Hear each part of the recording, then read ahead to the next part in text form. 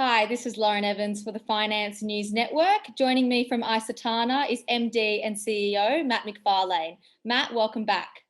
Hi, nice to be with you again. It's nice to see you again. First up, icetana is a video analytics surveillance business with a difference. Can you remind our audience about your approach? Sure. So icetana builds software that uses AI technology to understand movement patterns in front of surveillance cameras. We create a model of what takes place in front of each individual camera, and then having developed that model, we start to report anomalous and unusual events. So that might be a car going the wrong way down a one-way street. It might be a fight breaking out between two people where it's normally just a regular walkway. Anything where movement is very, very unusual. So a nice way to think about icetana is we're kind of like movement detection on steroids. Normal movement detection will pick up 60% of things. In other words, whenever a tree blows in the breeze, icetana will just pick up 2% of things. So we filter out all of the normal movement and we report the most interesting stuff. Thanks, Matt. So now to the highlights from your recent investor update. Can you tell us more, starting with the financials? Sure. So we reported ARR for the first time in the last quarter, and that's our annualized recurring revenue. So what we do is we recognize our software revenue as we deliver software and the services are provided to the customer. We recognize that on a monthly basis. To get the annualized recurring revenue, you take that monthly number and you multiply it out by 12. So you get a really good feel for where revenues are heading, particularly if you can hold on to your customers well, keep your churn nice and low. And we've had, an extraordinary strong record of customers being retained by us. So last quarter, we implemented across April, May, and June, a large number of additional cameras, started to recognize much more revenue.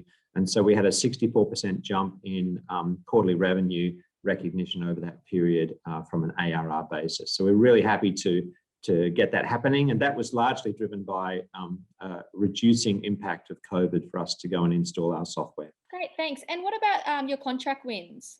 So since the IPO, we've still managed to tick over contracts. There has been, of course, a significant sentiment impact from COVID, but we've signed over $2 million of orders since the IPO. And it's really nice to start to be able to implement those and recognize that revenue as it comes through. All the larger contracts, anything that's north of about $100,000, and we do get those sometimes with our clients. We tend to announce when we close the deal, we get the purchase order.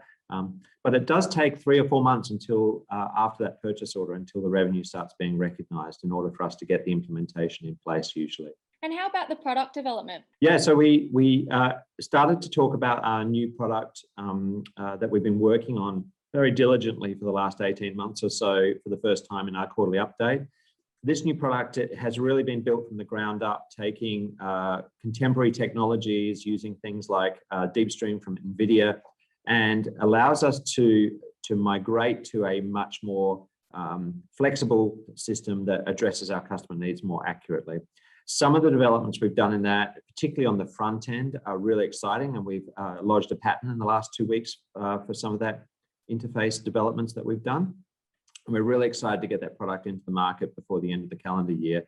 We're getting really positive feedback already from our customers about the direction we're heading in. It just takes our existing experience of 10 years and makes it much more targeted to those customer requirements. So we're hoping that our lead time to sale will reduce dramatically, and also our conversion of leads into selling opportunities will jump upwards as well. So Matt, AI is attracting a lot of players. What is the competitive landscape in video surveillance at present? Yeah, look, there are a lot of competitors trying to address this problem. It's a big problem. There's 600 million surveillance cameras around the world, and most of them are just recording footage. They're not providing real-time response. So whilst most of our competitors use an approach called rules-based analytics, they listen to the customers and say, what's your specific problem? And then they create a rule to respond to that problem. What our system does is it self-trains what's normal and understands for each camera what's normal and what's going on in front of it, and then reports anything that's weird and unusual.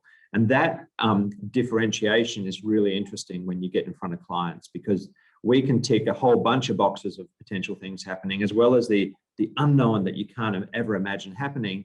And it allows customers to jump into the world of real-time surveillance in a much more broad manner, rather than just dealing with one specific particular problem. However, the platform that we're building with V2 will allow us to add that specificity in there as well. So not only will we report the general events taking place, but we can also say, okay, now we're going to highlight for you, say you're in a prison, we're going to highlight when we see a fight, and we start to detect. So we're combining the best of kind of rules-based systems with the anomaly detection system that we built originally. So last question from me, Matt. Is there anything else that you'd like to add today? Oh, look, we're just really excited by the way that vaccines are rolling out and the ability for us to get into our clients. Our pipeline, by the way, has also grown quite dramatically in the fourth quarter. So a lot more interest in the product, which meant we could ship out more and more proposals. That's a nice leading indicator to growing revenue. So we're looking forward to the financial year ahead. And the team is doing a fantastic job. We actually implemented a lot of cost controls through COVID, kept the team nice and lean. And I don't know if you've read that book from the guy from Netflix, but when you reduce your team, sometimes you can actually lift productivity, and that certainly happened within icetana. So I'm excited about the 12 months ahead, and it's great to talk to you. Well, Matt Macfarlane, thanks so much for the update today, and good luck in the future. Thanks very much.